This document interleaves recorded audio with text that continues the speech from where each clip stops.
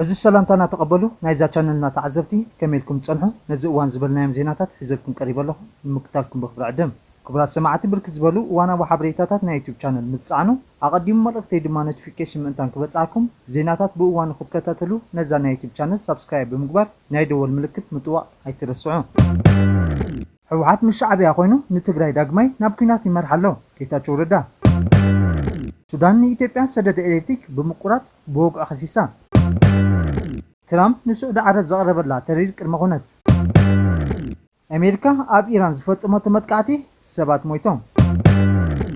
ኢራን ምስ አሜሪካ ዝካየድ ዝርርብ ደው ከም ዘበለት በወግዒ ኣፍሊጣ ዝኸበርኩም ተኸታተልትና እዝን ካልአን በዝርዝር ሕዘርኩም ከቅርቤ ሰናይ ጸንሒት وعد مش شعبيا حبيرو نتግራይ ዳግማይና መጋበሪያ ሓው ድርቢያ ይዳለሉ ኽብል አቶ ጌታቸው ረዳ አጠንቀቆ አማኻሪ ሚኒስትር ጉዳያት ምብራቅ አፍሪካ አቶ ጌታቸው ረዳ መሪሕነት ህወሓት ንህዝቢ ትግራይ ናብ ካልእ ሕሱን ውግእን ጥፍኣትን ዘእቱ ጉጅለ ይኽብል ኣብ ማሕበራዊ ገጹ ኣብ ዘሕለፎ መልእኽቲ ብጽኑዕ ወቂሱ አቶ ጌታቸው ረዳ ከም ዝሓበሮ እትተረፍ መረፍ ህወሓት ዝበሎ መሪሕነት ነስርዓት እዚ ንሓሳብን ሓዋር ንምእላይ ናይ ቀረባ ማሓዙትና ኣለዎ ብምባል ዘሕለፎ ዘሎ መልእኽቲ ዝገበ ዘሎ ምድላዋትን ንህዝቢ ትግራይ ናብ ተወሰኸ መጋበሪያ ሓዊ ዝድርቢ ኢሉ እቲ ጉጅለ ዓመታት ትግራይ ብምበኸን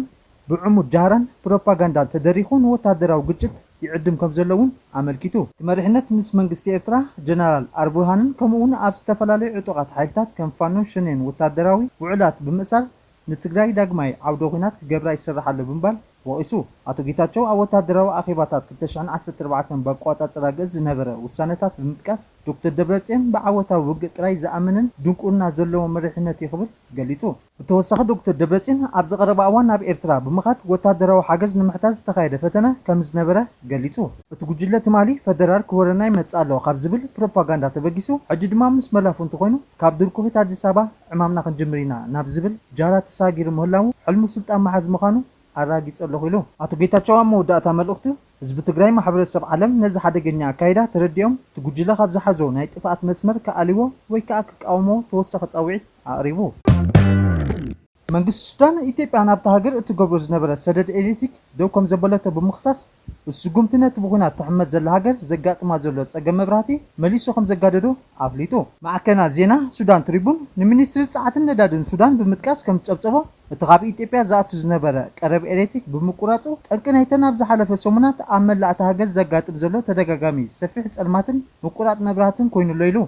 መንግስቲ ኢትዮጵያ በዛዕባ ሱዳን ወሲድዎ ትብሎ ዘላ ሓድሽ ስጉምቲ ዛጊ ዝበሎ ነገር የለን ቅድሚ ሕጂ ግን ብሰንኪቲ ሱዳን ንኢትዮጵያ እትኸፍሎ ዘይከኣለት ዋጋ ኣገልግሎት እተቐረብ ክጎድል ከም ጸንሐ ይፍለጥ ብወገን ሱዳን ዘቐርብ ዘሎ ክሲ ኣብ መንጎ ሱዳንን ኢትዮጵያን ፖለቲካውን ዲፕሎማስያውን ወጥሪ እናዓረገ ኣብ ዝመፀሉ ዘሎ እዋን እዩ እቲ ብምድብ ሰራዊት ሱዳን ዝመርሕ መንግስቲ የኢትዮጵያ ሕብረት ኢማራት ዓረብን ነቶም አንጻር ዝዋጉኡ ዘለዉ ዕጡቃት ሓይልታት ዳዕመት ሰሪዕን ይድግፉ ኣለዋ ብምባል ብተደጋጋሚ ይኸስስ በንጻር ድማ ኢትዮጵያ ሱዳን ንጸረ ኢትዮጵያ ዝኾኑ ዕጡቃት ሓይልታት ብፍላይ እቶም ብኣርሚ ሰብዓ ዝፍለጡ ሓይልታት ትግራይ ደገፍትብን ተዕጥቕን ኣላ ኸብል ክስ ተቐርብ ኣብ ርእሲ መንግስቲ ኢትዮጵያ ጎረባብቲ ሃገራት ኤርትራ ግብፂ ሱዳንን ሕወሓትን ሓዊስካ አንጻራይ ኪዳን ይገብሩለዉ ብምባል ብሓባር እውን ተኸሶም ጸኒሐ ኣብ ዝሓለፈ ሰሙናት ቀዳማይ ሚኒስትር ተሃገር ንኣባላት ቤት ወከልቲ ህዝቢ ኣብ ዝሃቦ መግለጺ ንሕወሓት ኤርትራ ሱዳን ግብፅን ኣልዒሉ ሓይሎ መንእሰያት ትግራይ ኣብ ኩናት ሱዳን ይሳተፉ ከም ዘለዉ ተዛሪቡ ነይሩ እዩ ይኹን እምበር እቲ ብወገን ኢትዮጵያ ተገይሩ ዝበሃል ዘሎ ምቁራጽ ኤሌክትሪክ ብቐንዱ ምስ ዲፕሎማስያዊ ወጥሪ ዝተኣሳሰር ፖለቲካዊ ውሳነ ድዩ ወይስ ብሰንኪ ዕዳ ምዕናዊ ትሕተ ቅርጽን ዝመፀ ቴክኒካዊ ጸገማት ዛጊት ብንጹር ኣይተፈልጠን ምንጭታት ኢትዮጵያ ኣቐዲሞም ከም ዝሓበርዎ እቲ ናብ ሱዳን ዝግበር ሰደድ ኤሌክትሪክ ብ80 ሚእታዊት ጎዲሉ ጸኒሑ እዩ እዚ ድማ ብሰንኪቲ ኣብ ሱዳን ዝካየድ ዘሎ ኩናት ሓድሕታት ትሕተ ቅርጺ መስመራትን ምትሕልላፍ ኤሌክትሪክን ብዘጋጠመ ከቢድ ዕንወት ምዃኑ ይግለጽ ብተወሳኺ ሱዳን ብሰንኪቲ ዘለዋ ከቢድ ቁጠባዊ ቁልውላው ንሰለስተ ተኸታተልቲ ዓመታት ክፍሊት ኤሌክትሪክ ክትከፍል ብዘይምኽኣላ ልዕሊ 9 ሚልዮን ዶላር ኣሜሪካ ዝግመት ዕዳ ከም ዝኣከበት ካልኦት ጸብጻባት የረድኡ ኢትዮጵያ ናብ ሱዳን ስሩዕ ሰደድ ኤሌክትሪክ ክትገብር ጀመረት ኣብ ለካቲት 2011 ምዃኑ ይፍለጥ እዚ ኾነ ድማ ብደገ ፋይናንስ ባንኪ ዓለም ዝተሃንፀ መስመር ምትሕልላፍ ጸዓት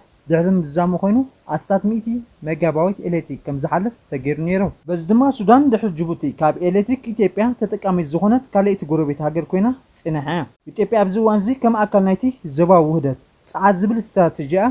ንጅቡትን ኬንያን እውን ኤሌክትሪክ ተቐርብያ ሱዳን ካብ ሚያዝያ 2023 ኣትሒዛ ኣብ መንጎ ብጀነራል ዓብደልፈታሕ አልቡርሃን ዝምራሕ ውድብ ሰራዊት ሱዳንን ጀነራል መሐመድ ሐምዳ ዳጋሎን ሕመት ዝምራሕ ሓይልታት ዳዕሚ ሰሪዕን ኣብ ዝካየድ ዘሎ ደማዊ ኩናት ሓደ ተሸሚማ ትርከብ። እቲ ንሰለስተ ዓመታት ዝሓለፈ ኩናት ንመብዛሕትኡ ተቐፅታ ሃገር እንተላይ መመጨው መመሓላለፊ መስመራት ኤሌክትሪክ ማይን ሆስፒታልን ዓንዩ። እዚ ሕጂ ምቁራጽ መብራህቲ ድማ ነቲ ድሮ ኣብ ከቢድ ሰብኣዊ ቁልውላው ጥሜትን ወዲቑ ዘሎ ህዝቢ ሱዳን መመሊሱ ከም ዝሃስዮ ይግመት።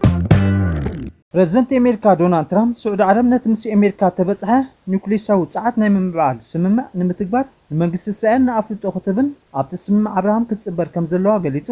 እቲ ኣብ መንጎ አሜሪካን ስዑድ ዓረብን ተበፅሐ ስምምዕ ነቲ ንግስነት ሲቪላዊ ኣገልግሎት ዝውዕል ኒውክሌሳዊ ፀዓት ንምምዕባል ዝሕግዝ ኮይኑ ትራምፕ ግን ውፅኢታውነቱ ምስ ስዑድ ዓረብ ምስ እስራኤል እተካየዶ ስምምዕ ሰላም ተኣሳስር ምዃኑ ኣነፂሩሎ። ትራምፕ ኣብ ማሕበራዊ ገጹ ትሩዝ ሶሻል ኣብ ፀሓፎ ጽሑፍ እቲ ሲቪላዊ ኒውክሌሳዊ ስምምዕ ንወታደራዊ ዘይኮነ ኣገልግሎት ጥራይ ዝውዕል ኮይኑ ክጸድቕ እዩ። ተኾነ ሙሉእ ስዑድ ዓረብ ነቲ ኣዝዩ ዝተኸበረ ዕውትን ስምምዕ አብርሃም ክትፅበር ከም ቅድመ ኩነት ኣቐሚጡሎ ኢሉ። እቲ ብትራምፕ ዝተጠቕሰ ቅድመ ኩነት ኣብ ዛጊት ወግዓዊ ዘይኮነ ጽሑፍ ምስ ስምምዕ ሰፊሩ ምህላው ዘይምህላው ወይ ድማ ስዑድ ዓረብ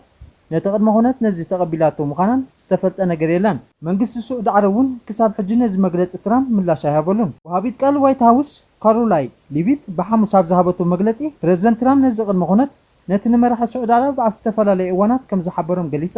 ኣብ ስምምዕ አብርሃም እንተዘይተፀንቢሮም እቲ ስምምዕ ውዱቕ ምዃኑ ተዛሪቡ እዩ ዝበለት ሊቪ ምስ ስዑድ ዓረብ ዝግበር ዘተ ክቕፅል ምዃኑ ኣመልኪታ። እዚ መግለፂ ትራምፕ ዝመፅእ ዘሎ ገለ ክኢላታት እቲ ብረቡዕ ዝተኣወጀ ስምምዕ አሜሪካን ስዑድ ዓረብን ኣብቲ ድሮ ህውከት ዝሰፈሮ ዞባ ማእከላይ ምብራቅ ስግኣት ምስፍሕፋሕ ኒውክሌሳዊ ኣፅዋራት ከይስዕብ ካብ ዘለዎም ስክፍታ ንቐይፈታ ስዒብ እዩ። ገለ ኣባላት ሰልፊ ሪፓብሊካንን ዴሞክራትን እውን ተመሳሳሊ ስግኣት ገሊፆም እዮም። ብመሰረት ሚኒስትሪ ጸዓቲ አሜሪካ እቲ ስምምዕ ሰላማዊ ኒውክሌሳዊ ምትሕባርን ክትያው ስምምዕ ውሕስነት ዘጠቓለለ እዩ። እዚ ኸኣ ነቲ ንዓሰርተታት ዓመታት ዝጸንሕን ቢልዮናት ዶላራት ዝስልዕዎ ስትራቴጂካውን ቁጠባዊ ምትሕባር ሕጋዊ መሰረት የንጽፍ።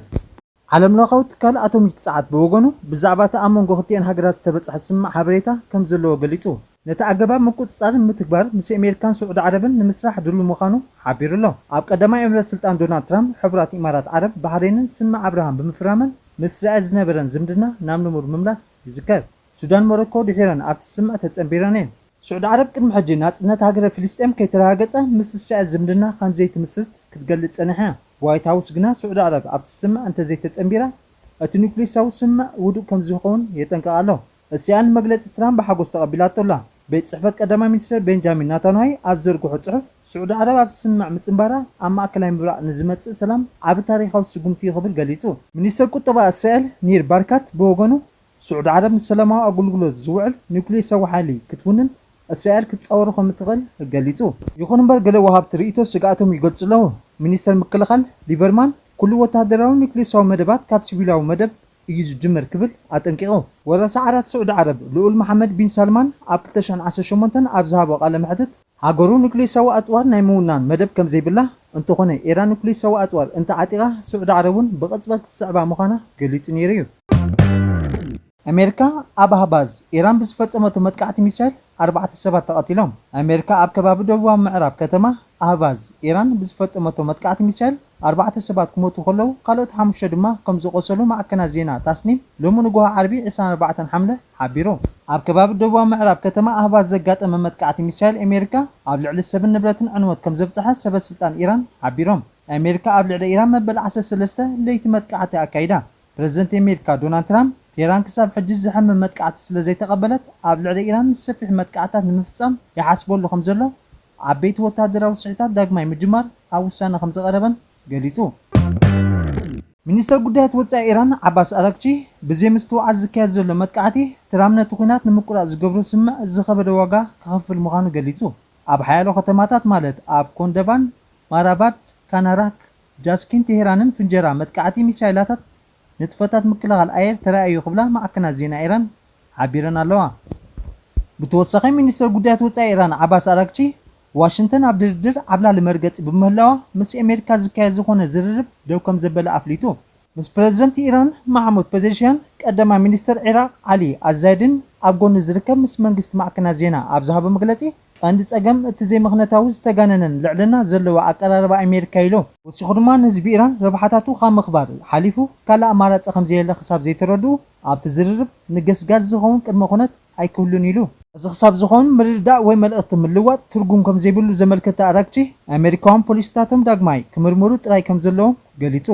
ብተወሳኺ ኢራን ኣብ ቀጠር ኣብ ዝርከብ መደበር ኣየር አልዑደይ بسبب ألبو نفرت متقعت خمس فتمت تجليتو إسلامه حلوة صورة إيران أما أكل إبراء زعابي وتدراوت كال أمريكا زخونة عب قطر أبزر كم مدبر العودي علامة مكبر متقعت سبب ألبو نفرت خمسة كيدة الراجيتو مسألة مجلتي حلوة صورة إيران تسرعت من مسألة أتات إليتيكا وقعتن أبت مدبر زركب جبي مقاطعة الترافيك أيرن علامة زجبريو سبستان إيران اتمتقعتين وتدراوت تحت غطس أمريكا كم زهاسي الراجيتو غناتات وحزل لو خوينو يغطل له كاب أمريكان قطرن زمت وقعوا جمجمات جنا أمس يركب توصى بريزيدنت ترامب كنا دو قبل أو سنة بتعو معدل بريزيدنت أمريكا دونالد ترامب أنصار إيران زكايدو زلوخنات دو قبل كم زلو بيت مغرب خفلي حق تهاجر وسينو بترامب زمرح سل في ريبابليكان ببزح زركبو بايتو ترامب نتغنا دو يبل زبل وسانه بعبلالنت كم زلقه تحبيرو وسانه بايتونت بريزيدنت كم متقام حليفو زي جدد كوان تخونه ابتم نترقي دمص زهبو 4 دما كاب سل في ريبابليكان مخانم وتغنات بأبالات سل في ترامب بون دقف كم زيبلو زملكت مخانو تغليصو بريزيدنت ترامب نتغنا دو قبل زئزز امامه نابايتو زغربت براميلا كاب سل في ديمقراطيك تكون كلا التمامة ببزح دمتي 214 تقامو 208 تقبلنا مركبو تحبيرو ترقيق ببزح دمتي زصدقوا لمخنيات دما 4 ريبابليكان ترقيق بمدقاف دمصوم زهابو مخانومين سنيت امريكا لمون اب تماساسل رقيق دمتي كهب تثبيت كم زغبر صبصبات حبرو اب ديمقراطياويت ريبابليك كونغو قصري ايبولا زموت سبات حدش حليفو اب ديمقراطياويت ريبابليك كونغو بسنكله بدا حمام ايبولا زموت سبات حدش خمس حلفه كابتا غزوت وقعوي أهزات عبر سرحتنياتات عنانة لبدان مقطع كبيت سعر أبز كايدو زلوان بعطوقات أبل الحكمنات أبياتن زفتهم زلو متقعتات سفح حصة قرباتن نت لبدان سفح يقبر كم زلو مع كنا زينات هاجر بعسان سلسن حملة استزرق حبيتا يملكت عب ديمقراطياويت ريبابليك كونغو قصر بحمام إيبولا غبسلوخ في سبات تشحن عموشة 136 كم زعبيه قصر زموت دوما شحن 33 بتصيحو خمزلو ዩኒቨርሲቲ ህዝባዊ ጥዕና ኮንጎ ሓቢሩ ኣብ ኮንጎ መበል 17 ለበዳ ኢቦላ ኣወር ሕጉምበት እኳ እንተ ተኣወጀ እቲ ለበዳ ቅድሚ ሳምንታት ከም ጀመረ ግን ኪላታት ሕብሩ እቲ ለበዳ ብሰንኪ ቡንዲ ቢግዮ ዝበሃል ቫይረስ ዝመፀ ኮይኑ ክሳብ 40 ሚእታዊት መጠሞት ከም ዝተመዝገበ ዛጊት ክሳብ ሕጂ ክታበት ዝበሃል ከም ዘይተረኽቦ እቲ ጸብጻብ ሕብር ክቡራት ተዓዘብትና ናይ ሎሙ ነበረ መደባትና ነዚ መስል ቁጥፉን እዋናሙን ሓበሬታ ክትረኽቡ ላይክ ሼር ኮመንት ሰብስክራይብ ገብሩ በኽብሪ ዕድም ሰሰናይ